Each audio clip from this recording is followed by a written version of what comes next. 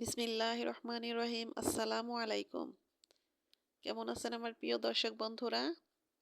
আশা করি যে যেখানে যে অবস্থানে থাকুন না কেন অনেক অনেক ভালো আছেন, সুস্থ আছেন, নিরাপদে আছেন।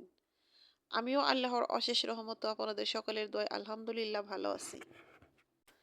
কাছে কিংবা দূরে, দেশ ও দেশের বাহির থেকে যে যেখান থেকে এই মুহূর্তে আমার এই ভিডিওটা দেখতেছেন, আমার এই ভিডিওটার সাথে যুক্ত আছেন, তাদের সবার প্রতি রইল আমার মন থেকে অনেক অনেক দোয়া এবং আন্তরিক ভালোবাসা। তো বন্ধুরা, ভিডিও শুরুতে একটা জিনিস চেয়ে নিব। তো প্রতিদিনই এই জিনিসটা চাইতে হয়, না চাইলে তো আপনারা ভুলে যান, সে কারণে মনে করিয়ে দিলাম। তো জানি না কোন কোন বন্ধুরা এখন আমার ভিডিওটার সাথে আছেন। যদি লাইক দিতে ভুলে গিয়ে থাকেন তাহলে প্লিজ একটা লাইক দিয়ে দিবেন। তো বন্ধুরা, আজকেও কিন্তু মনে হয় যে বিকেল ৩টা বাজে এখন, তখন থেকে আমি এই ভিডিওটা শুরু করেছি। তো এখন আমি বিকেলে রান্না করব। তো সে রান্নার জন্য আমার জাংলা থেকে আমি কিছু লাউ শাক তুলে নিলাম আর কিছু বিচিওয়ালা সিম নিয়েছি। তো এই লাউ শাক দিয়ে বিচিওয়ালা সিম ভাজি করব। তো লাউ শাক দিয়ে বিচিওয়ালা সিম ভাজি কে কে খেয়েছেন জানি না। তো এভাবে ভাজি করে খেয়ে দেখবেন, বেশ মজা লাগে। তো এই শাকগুলো এখন আমি বেছে ভালো করে ধুয়ে পরিষ্কার করে নেব। শুধু শাক নয়, সাথে তরকারি রান্না করব। তো যা যা রান্না করি সবকিছু একদম পরিপাটি করে তারপরে ওখানে বসে বসে রান্না করতে হয়, যেহেতু বাহিরে রান্না করি। তো যখন ঘরে রান্না করতাম তখন ভাত বসিয়ে দিয়ে সবকিছু রেডি করে নিতাম, কিন্তু এখন আর সেটা করি না। কারণ কুকারে ভাতটা বসিয়ে দেই সন্ধ্যার পরে। আর এই তো বিকেলের দিকে তরকারি বা ইফতারি যা কিছু বানানোর দরকার, এই বাহিরে বসে বসে করি। আমার কিন্তু খুব ভালো লাগে বানাতে। তো আপনাদের কেমন লাগে আমি জানি না, তো আমার অনেক ভালো লাগে।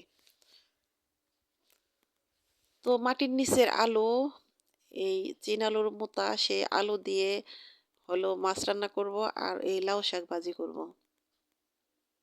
তো আমি কিন্তু সব কিছু রেডি করে চলে এসেছি। এখন আমি রান্নাটা বসিয়ে দেব। তো এই আলুটা আগে আমি একটু ভাপ দিয়ে নিব। এটাকে একটু ভাপ দিয়ে নিতে হয়। এই আলু দিয়ে এই বড় মাছ রান্না করলে কিন্তু খেতে মজা লাগে। বেশ মজা, শুধু মজা না, আসলেই মজা লাগে, ভালো লাগে। তো যখন বেশি শীত পড়ে তখন শীতের মধ্যে বেশি ভালো লাগে। তো এখন তো শীতটা একটু কমে গেছে, সে কারণে তারপরও মজাই লাগছিল রান্না করে, যেহেতু খেয়েছি বেশ ভালোই লাগলো। তো বন্ধুরা, সবকিছু গুছগাছ করে বাহিরে বসে এভাবে রান্না করতে কিন্তু আসলে আমার খুব ভালো লাগে। ভালো লাগে বলেই আমি কিন্তু রান্না করি। যদি ভালো না লাগতো তাহলে কিন্তু আমি এভাবে রান্না করতাম না। আর আমার চারপাশে কিন্তু দর্শকের অভাব নেই। অনেক দর্শক বসে আছে। সবাই দেখতেছে, সবাই মজা নিতেছে। খুব ভালো লাগতেছে। তো আমি কাউকে তো ওইভাবে ক্যামেরার সামনে আনি না। তাহলে হয়তো আপনাদের সাথে শেয়ার করতে পারতাম। তো এই আলুটা কিন্তু আগে একটু ভাপ দিয়ে নিতে হয়। লবণ দিয়ে একটু ভাপ দিয়ে তারপরে রান্না করতে হয়। তো আমার আলুটা ভাপ দেওয়া হয়ে গেল। এখন আমি মাছটা রান্না করব। তো মাছটা রান্না করার জন্য আমি এখানে একটু বেরেস্তা উঠাবো। কারণ বড় মাছে একটু বেরেস্তা বেটে দিলে আমার মনে হয় যে বেশি মজা লাগে। তো সে কারণে এখানেই তো কিছু পেঁয়াজ, আদা আর হলো রসুন কুচি দিয়ে, জিরা দিয়ে এটাকে ব্রাউন কালার করে ভেজে নিলাম। এবার মাছটাকে একটু ভেজে নিব। তো মাছটা আমি আগেই হলুদের গুঁড়ো, মরিচের গুঁড়ো আর ধনিয়া গুঁড়ো, লবণ দিয়ে একটু মেখে রেখেছিলাম। যেহেতু সবকিছু পরিপাটি করে রান্না করতে বসি, তো খুব সুন্দর করে সবকিছু গুছিয়ে গেছে তারপরে আমি বসি। তো এখানে যদি গুছিয়ে না বসি তাহলে কিন্তু রান্না করা যাবে না, যেহেতু বাহিরে রান্না করি। সে কারণে সবকিছু সামনে এনে গুছিয়ে তারপরে বসি, একদম রান্না শেষ করে তারপরে এখান থেকে উঠি।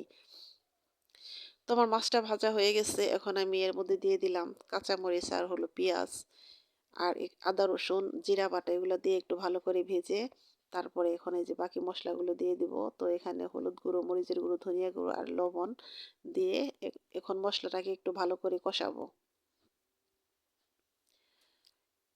তো মশলাটা কষানো হয়ে গেছে। এখন আমি এই তো আলুগুলো দিয়ে দিলাম।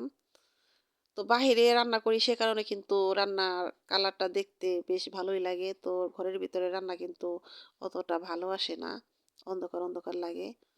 তো এখন আমি এই তো ওদিকে তরকারিটা বসিয়ে দিয়েছি আর এদিকে আমি যে বেরেস্তাটা উম, বেটে নিলাম। তো এভাবে হাতে বেটে বেরেস্তা বেটে তরকারি রান্না করলে কিন্তু আসলে খেতে মজা লাগে। তো এই রান্নাটা, এই পদ্ধতিটা কিন্তু সেই আগের দিনের মানুষের মনে হয় যেটা বেশি করতো। তো আমি আমার শাশুড়ির কাছ থেকে এটা শিখেছিলাম। বেশ ভালোই লাগে। আর আমি যে লাউ শাক ভাজি করব তার জন্য যে কিছু রসুন থেতো করে নিলাম। তো আমি লাউ শাকে কিন্তু আদা দেই। তো আজকে আমার আদা ওঠানো নেই, সে কারণে দিলাম না। শুধু এই রসুন দিয়েই আমি লাউ শাক ভাজি করব।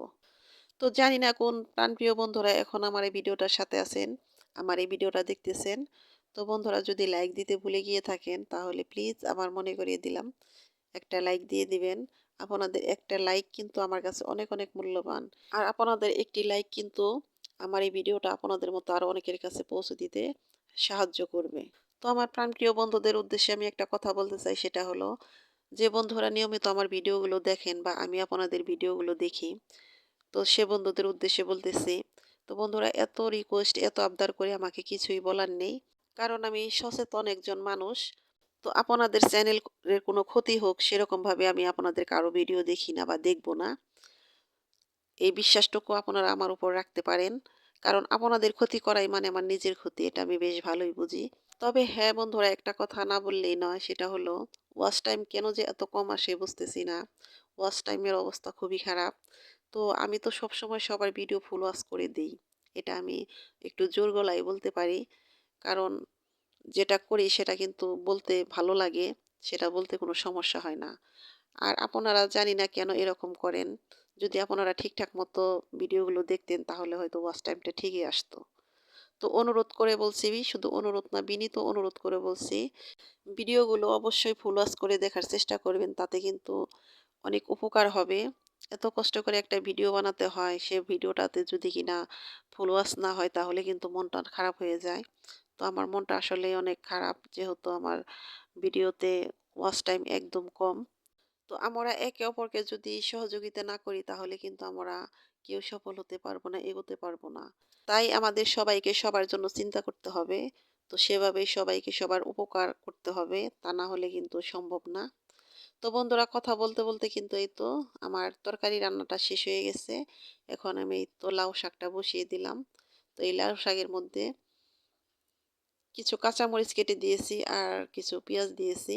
তো কাঁচামরিচটা কেটে না দিলেও চলে, আনামও দেওয়া যায়, তো আমি আজকে কেটে দিলাম। তো এই শাকটাকে একটু ভালো করে সিদ্ধ করে নেব।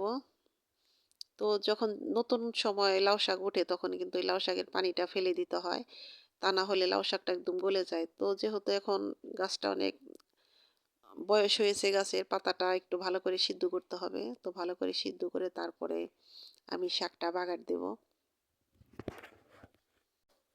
তো বন্ধুরা, কথা বলতে বলতে কিন্তু অনেক কথাই বলে ফেলেছি। তো আমার কথা ও কাজে হয়তো অনেক ভুল আছে।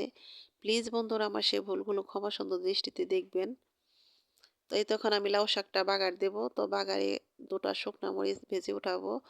তো যেহেতু রোজা আছি সে কারণে কিন্তু এই শুকনা মরিচের ঝালটা না খাওয়াই ভালো।